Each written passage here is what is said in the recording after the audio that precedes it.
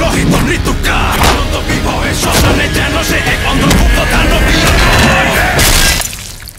বডির ব্যাকটেরিয়া মারতে যেমন। Hello guys, welcome back. আপনারা আজকে থাম্বনেল দেখে বুঝে গেছেন আমি কি ব্যাপারে আজকে বলতে চলেছি। এখানে কিন্তু কপিরাইটের ব্যাপার আছে, এর জন্য আমি সরাসরি কিছু বলতে পারবো না, কিন্তু আপনারা চিন্তা করবেন না, আপনারা যার জন্য এসেছেন সেটা অবশ্যই পাবেন। তার জন্য জাস্ট আপনার ধৈর্য ধরে ভিডিওটা পুরো দেখতে হবে।